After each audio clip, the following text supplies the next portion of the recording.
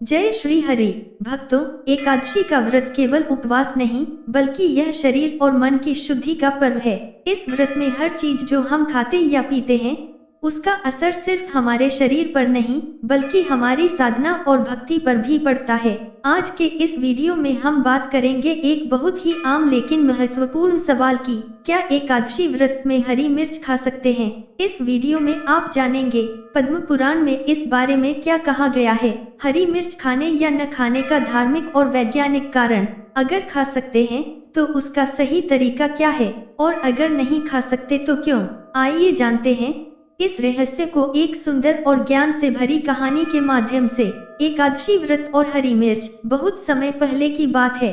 अयोध्या के पास एक छोटा सा गांव था, उसका नाम था सत्यपुर। वहाँ एक साधारण किसान रहता था, गोपाल। गोपाल भगवान विष्णु का बड़ा भक्त था। वह हर एकादशी को पूरे नियम से व्रत रखता था। उसकी माँ सावित्री देवी बचपन से ही उसे व्रत के सारे नियम सिखाती आई थी। वह कहती थी, बेटा, एकादशी का व्रत सिर्फ अन्न न खाने का नाम नहीं है बल्कि मन को शांत और सात्विक बनाने का अभ्यास है। एक बार की बात है, श्रावण मास की एकादशी आई। गोपाल ने सुबह स्नान किया, भगवान विष्णु की पूजा की और व्रत का संकल्प लिया। दिन भर वह काम करता रहा, पर शाम को जब उसकी माँ ने फलाहार बनाया तो उन्होंने साबूदाने की खिचड़ी में थोड़ी सी हरी मिर्च डाल दी। गोपाल ने देखा और सोच में पड़ गया। उसने माँ से पूछा, माँ, क्या एकादशी व्रत में हरी मिर्च खाना ठीक है?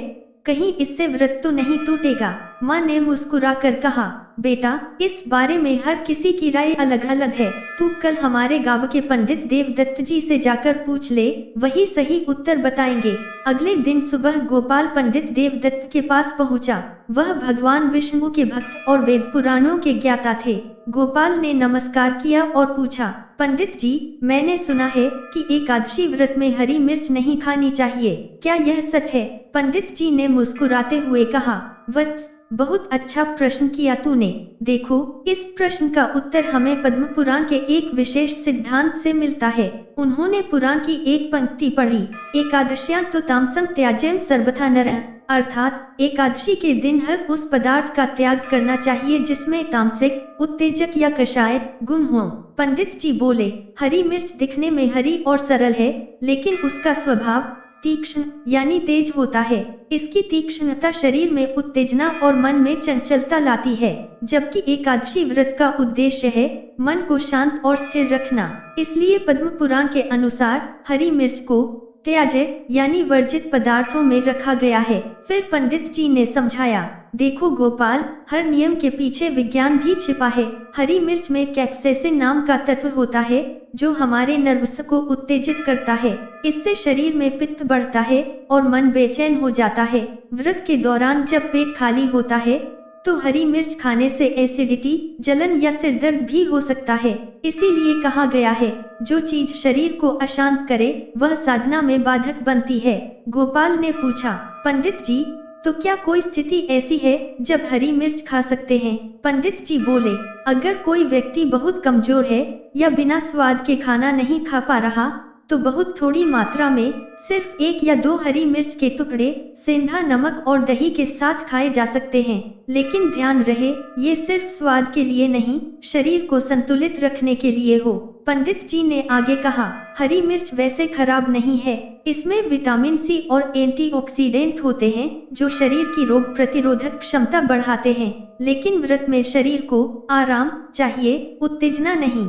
इसलिए एकादशी के दिन इसे नहीं खाना ही बेहतर है। उन्होंने हरी मिर्च खाने के नुकसान व्रत के दौरान भी बताए। यह शरीर में पित्त बढ़ाती है जिससे जलन, घबराहट या बेचैनी हो सकती है।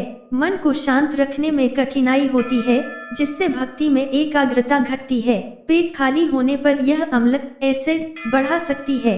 पंडित जी ने गोपाल को सुझाव दिया, अगर तुझे स्वाद चाहिए तो तू काली मिर्च या सेंधा नमक का हल्का उपयोग कर। इनका स्वाद हल्का है पर यह मन और शरीर दोनों को शांत रखते हैं। उस दिन गोपाल ने व्रत में बिना मिर्च के फलाहार किया। उसने देखा कि उसका मन बहुत शांत है और ध्यान लगाना आसान हो गया है। रात को भगवान विष्णु के ध्यान में उसे ऐसा लगा मानो पूरा कमरा प्रकाश से भर गया हो। उसे एहसास हुआ व्रत का मतलब भूखे रहना नहीं, बल्कि अपने मन को शांत और भक्ति में एकाग्र बनाना है। कहानी का सार, एकादशी व्रत में हरी मिर्च नहीं खानी चाहिए, क्योंकि यह शरीर में पित्त और मन में उत्तेजना बढ़ाती है।